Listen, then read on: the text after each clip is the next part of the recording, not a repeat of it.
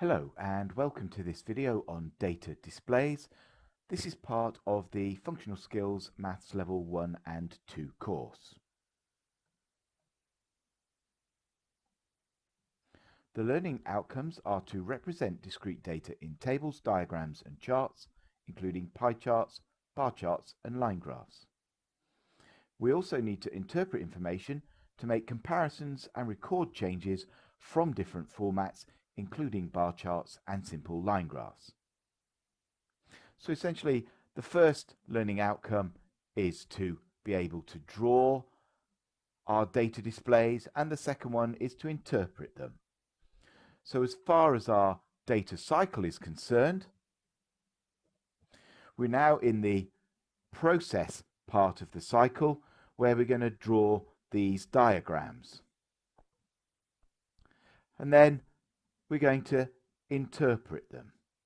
Now the best thing to do is both together. So as we go through and draw the diagrams, we'll also look at interpreting them.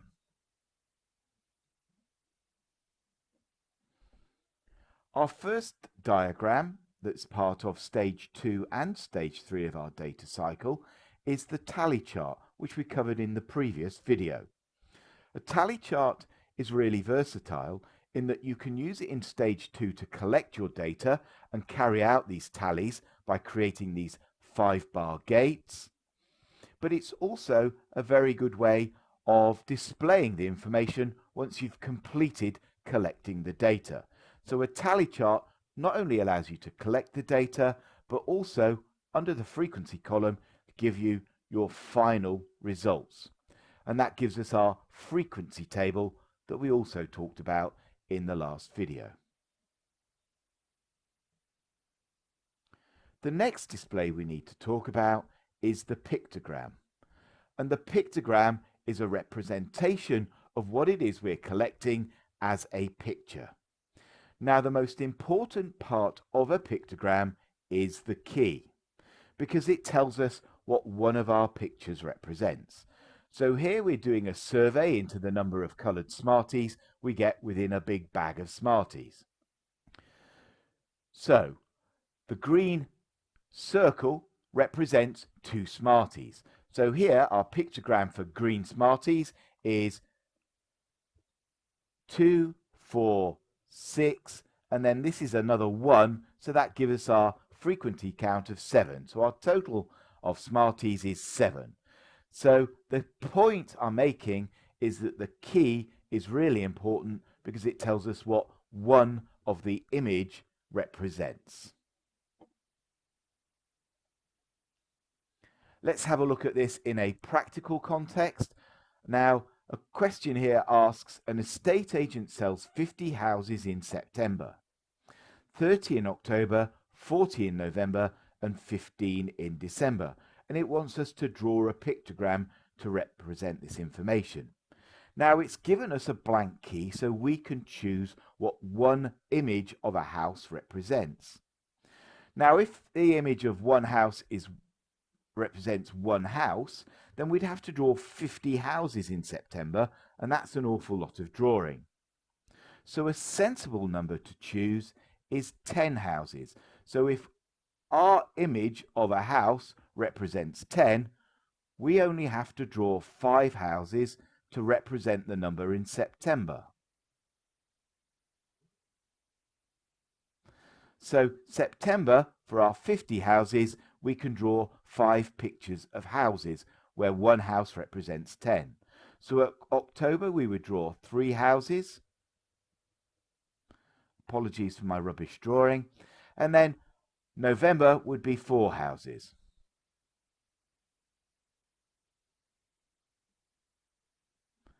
So November is 40 houses.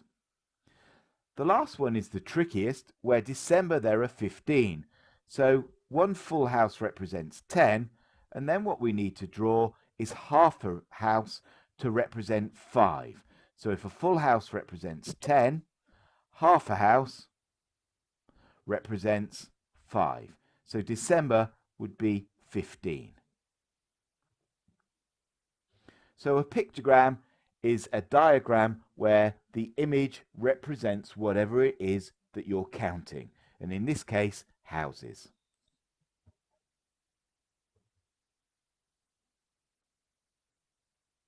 The next display we're going to look at are bar charts, and there are certain things that every bar chart should have. And if you get to draw a bar chart in the exam, you need to be aware that there are more marks for the format of the bar chart than actually drawing the bars to the correct height. So the things you need to have are a title to whatever the bar chart represents. You need to have what we call axis labels to tell us what each of these axes represent. So the axis going up represents revenue in millions of dollars, and the axis going across is revenues by year. We need to have a suitable scale that makes the most of the paper, where if we've got a maximum of 520 to plot, then this scale is the best scale. So a really good scale that makes the most of the paper that we've been given.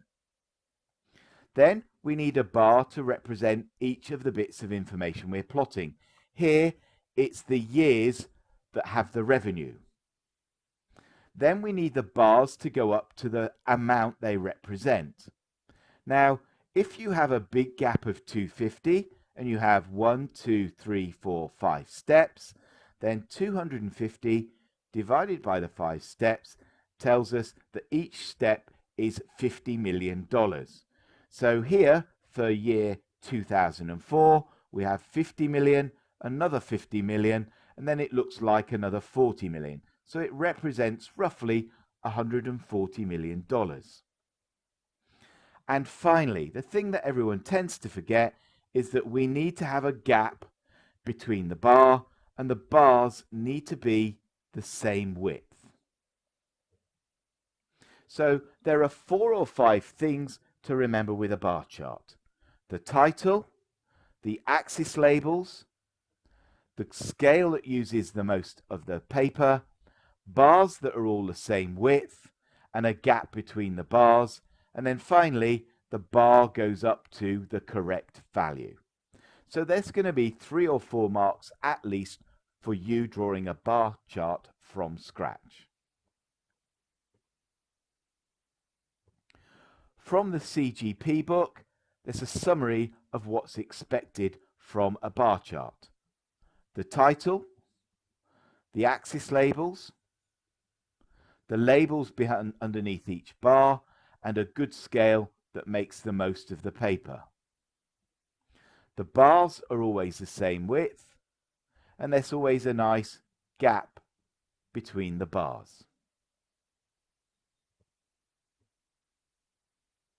Here's another example of a good bar chart.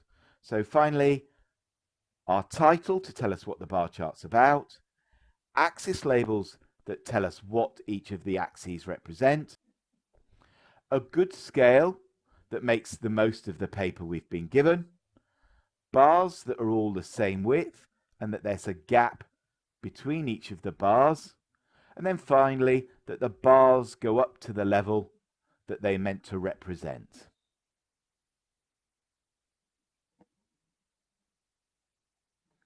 Now in class you will get practice on drawing bar charts. So try and get some practice on drawing bar charts using basic data.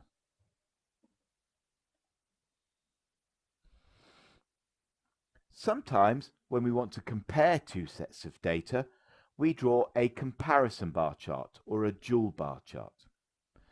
If you notice, a lot of the things are still the same as a normal bar chart.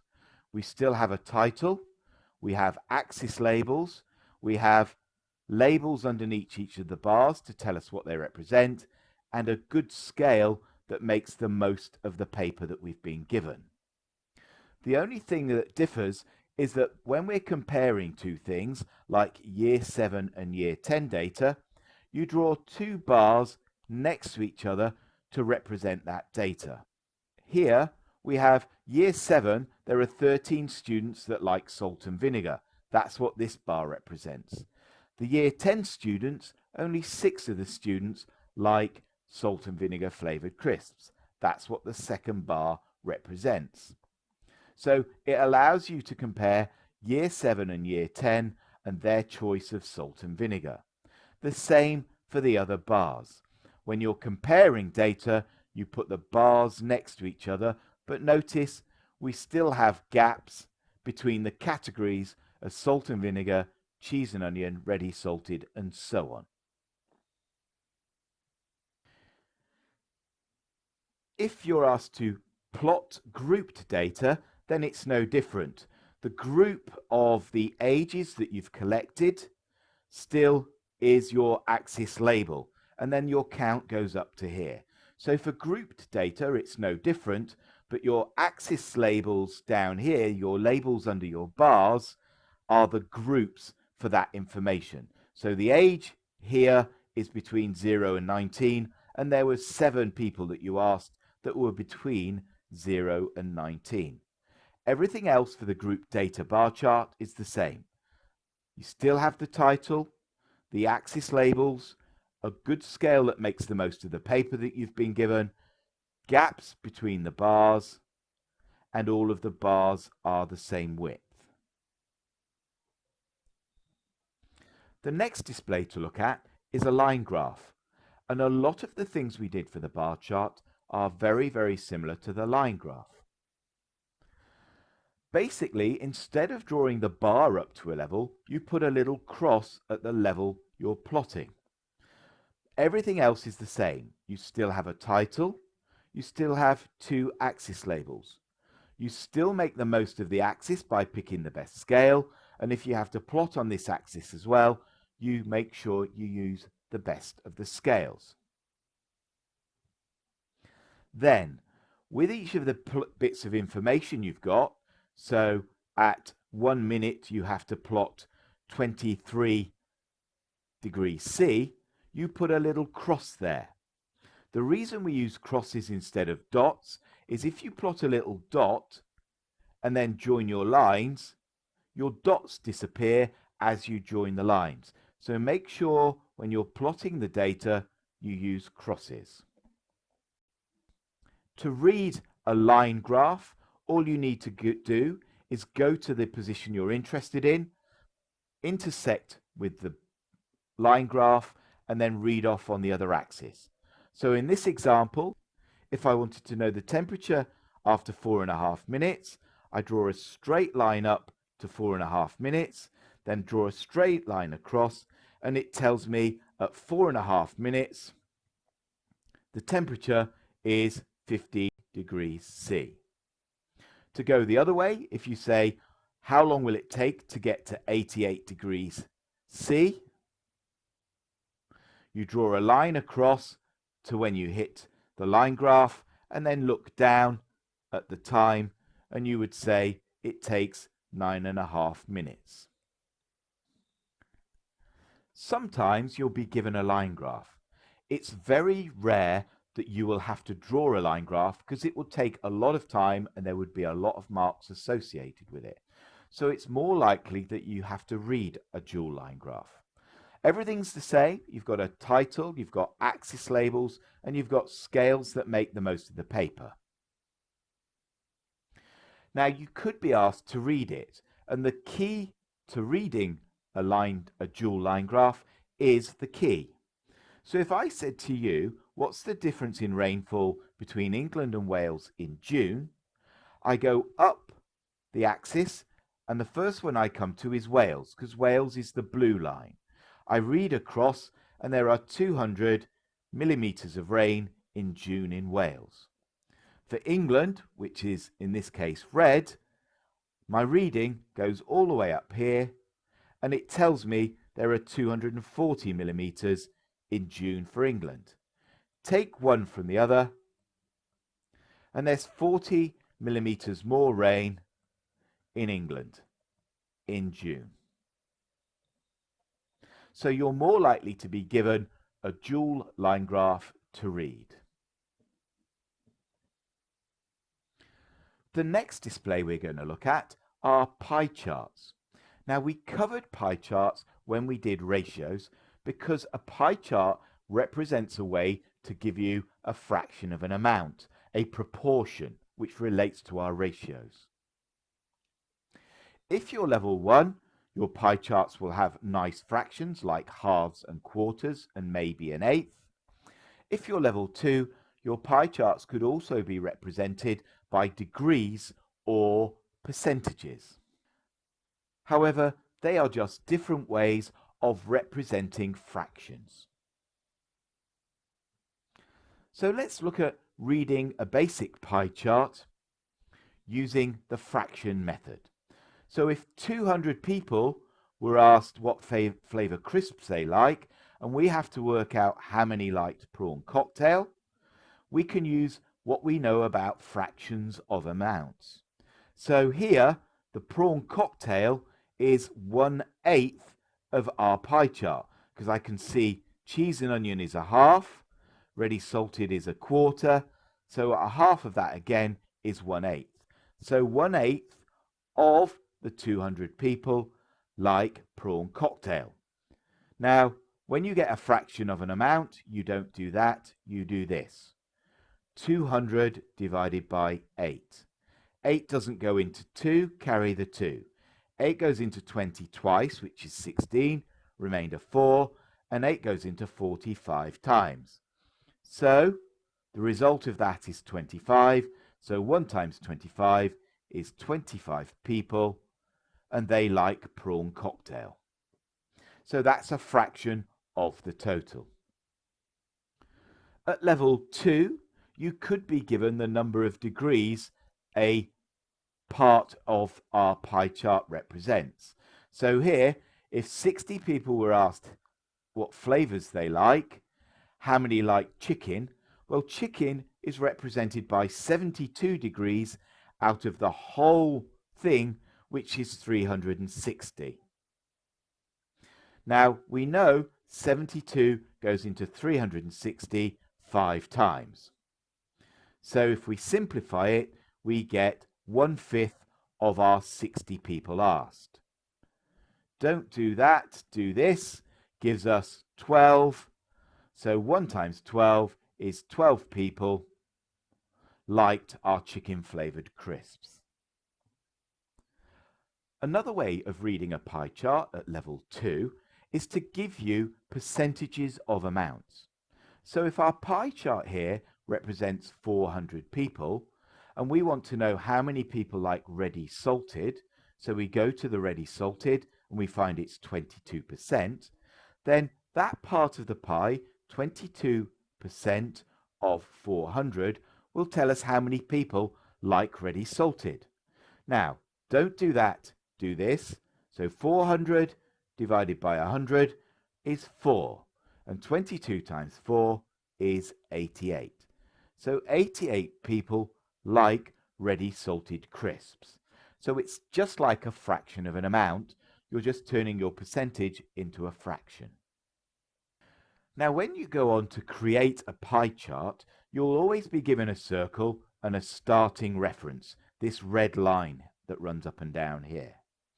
And the golden rule for a pie chart is that there are 360 degrees in our pie chart. And whatever you're putting into the pie has to divide into 360 degrees. So whatever your frequency count is, or whatever your total is, you're putting into your pie, you have to divide it into 360. And it tells you what one part is worth. You go back to whatever it is that you're putting into the pie, and then you can calculate each of the categories. The best way to show you this is with an example. So here we asked 180 people for their favourite television shows. 55 people liked Coronation Street, 24 liked Emmerdale, and so on. So here we have our frequency count, our number of people, and the total that needs to go into our pie chart is 180. So 360 degrees needs to be divided by 180. And it tells us that each single thing, each frequency, is worth 2 degrees. So what we need to do is go down this chart and multiply everything by 2 to work out the number of degrees we need to plot. So when we do that little activity, what we're left with is each of the angles we need to plot on our pie chart. So how do we plot these? We take our protractor and we put the crosshairs in the center of our pie chart. We rotate the protractor around so that the 0 line is on our starting reference line, our red line. Then what we need to do is put a notch at 110 degrees. So if 0 is our outside scale, we're using our outside scale to go to 110 degrees and put a little marker there. Move the protractor to one side and then draw a straight line from the center of the circle to the notch that you've made with the protractor. And this section that we've just drawn, you should really put the angle in 110 degrees and write down what the section represents. And the whole pie itself needs a title, so it's TV soaps. Now, to draw your next point on your pie chart, you need to drag your protractor back. Put the crosshairs at the center, but this time you need to rotate the protractor round so 0 is on the line that you've just drawn. In this case, it's the pink line. Now the next thing you've got to plot is the 48 degrees. Now we're using the outside of our scale again, so 10, 20, 30, 40, 5, 6, 7, 8, and put a little notch at 48 degrees. Now move your protractor away again and draw a straight line from the center of your pie chart through that line.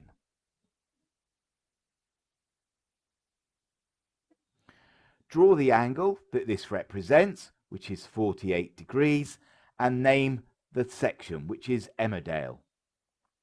And then we carry on doing what we've just done.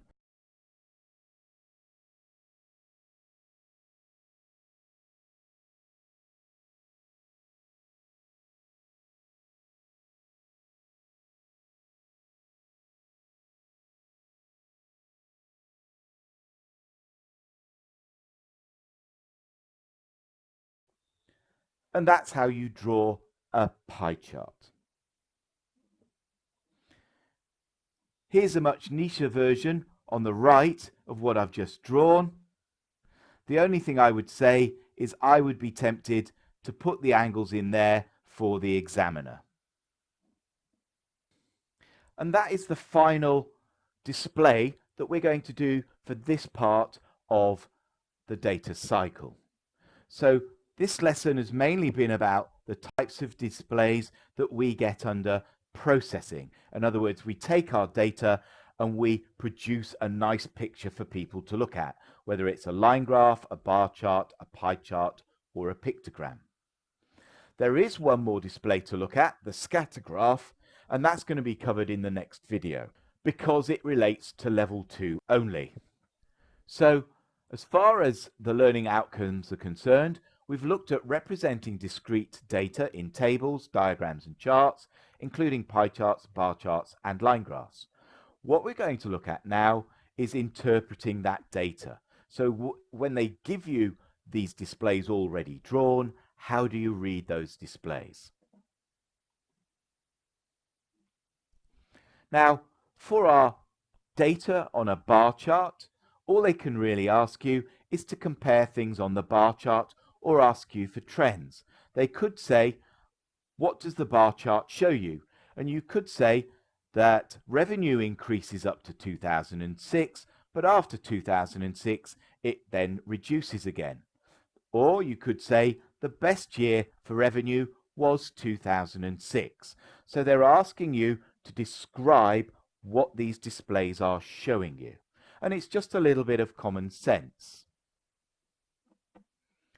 So here on a line graph, they're showing a graph that shows the exterior noise level of a car and its dependence on speed. And they could say, describe what the graph shows about the exterior noise levels and the speed. So the speed goes across the bottom and the noise levels goes up here. And what it's showing you as our speed increases, so does our exterior noise. So the trend for this line graph shows you that as you get faster, your car gets noisier. And that's all they're after as a description or an interpretation of this line graph. It's no different for pie charts. If they ask you to interpret a pie chart, they might say, well, which is the favourite flavour? So clearly, the one that has the biggest fraction, cheese and onion, is the most popular flavour. Then it's ready salted. And then finally, you've got salt and vinegar and prawn cocktail, both the bottom choice for flavours. So you can interpret what this is telling you. And it really is just a question of common sense. And that completes the second learning outcome, to interpret information in these charts and bar charts. A few buzzwords merely on the types of display. A tally chart has your 5-bar gates and gives you a frequency table when you finish. A pictogram shows you a picture of whatever it is the diagram represents. A bar chart draws bars up to the level, and don't forget your title, axis label, good scales, and the bars are all the same width, and there are gaps between the bars. A dual bar chart compares data. Grouped data is where instead of showing one for everything we show, we have a collection of things like ages from the age of 0 to 10, 11 to 20 to make it easier to read our data. A line graph is like a bar chart, but instead of drawing a bar up to the level, we use a cross to represent our data point. And then finally, a pie chart is a way of showing ratios and proportions of amounts. And just remember, if you have to draw a pie chart, whatever your frequency is divides into 360 to give you what one of your frequency represents. And that completes the basic data displays. If you want more practice or more information, please ask your maths tutor. There's also extra practice on Moodle, and I hope you've enjoyed this video.